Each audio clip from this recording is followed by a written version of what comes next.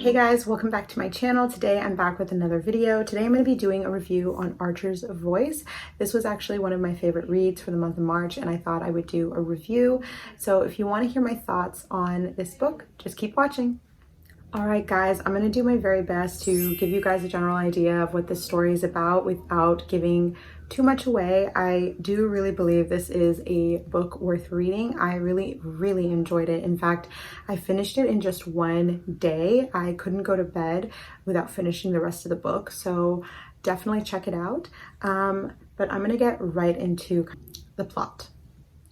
Alright guys, so the plot of Archer's Voice is basically, it follows a young woman named Bree who decides to move to a new town, a new small town, after the traumatic death of her father being murdered.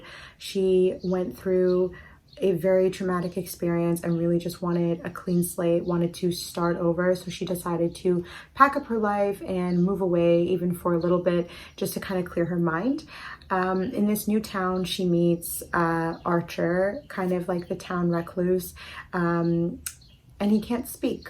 He can't talk, and due to his own traumatic past, he lost his voice in the events that led to his mother's death.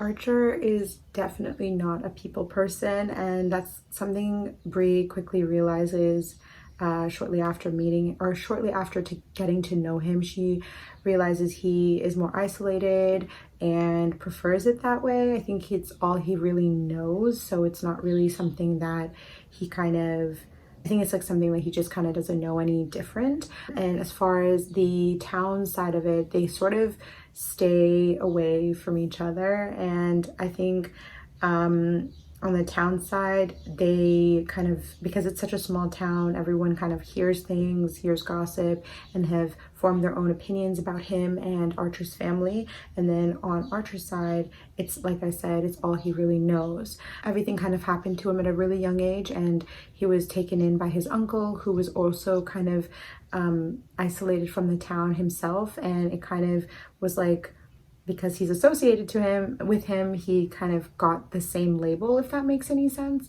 And so when Bree meets him, she's sort of the first person to ever kind of want to get to know him. She's instantly curious by him, I should say.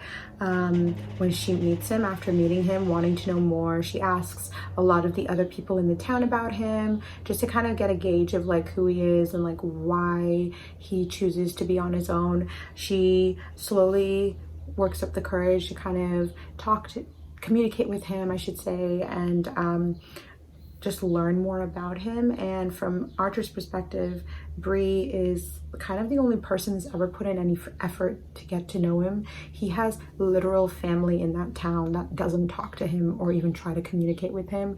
So she's the very first person who does. And so it's kind of like, it's kind of a weird situation. But the story overall is just about the two of these people, both Archer and Bree, kind of getting to know each other, falling in love, and learning to kind of work past or work through the traumatic kind of past that they had before. And they sort of find healing with each other. And I really just loved the story overall. I thought it was so well done, so well written, and I loved both the characters so very much. Like I said in the very beginning of this video, I finished this book so fast. I didn't want to go to bed before finishing it, so it was definitely something I couldn't put down. I feel like I've known of the book for a while. I actually bought this book, it was around this time last year, so spring of this year, but I think it might have been May actually. I bought this in the States at Barnes & Noble, and shortly, or like before coming back home, I picked it up at Barnes & Noble and brought it. I thought I would read it on the airplane, in the airport, but I kind of never did, and it just has been sitting on my bookcase, and I finally decided I'm gonna give it a go, and I'm so glad that I did because I really, really, really enjoyed this story. I loved the characters, I loved the story, I loved just everything.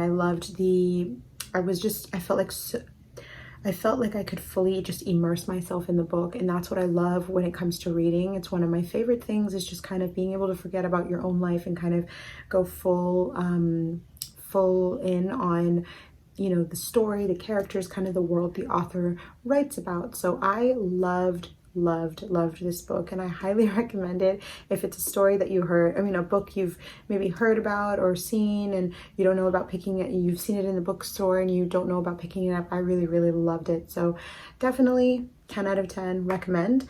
But yeah, if you guys have any other recommendations of books very similar to this, this is my first time actually reading, I think of this author, like reading any books of this author's. So yeah, this is my first. And but if you guys have read this book and or know of any books, other books that are very similar, more like emotional, definitely leave a comment down below and let me know about it. I am always on the hunt for new kind of emotional reads. Those are my favorite. I feel like the more kind of emotional and heavy it is, the better for me.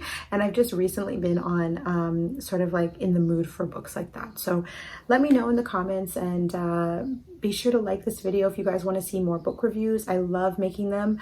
But that is everything for this video. I want to say thank you so much for watching and continuing to come back to my channel. Be sure to subscribe and like, and I will see you guys in the next video.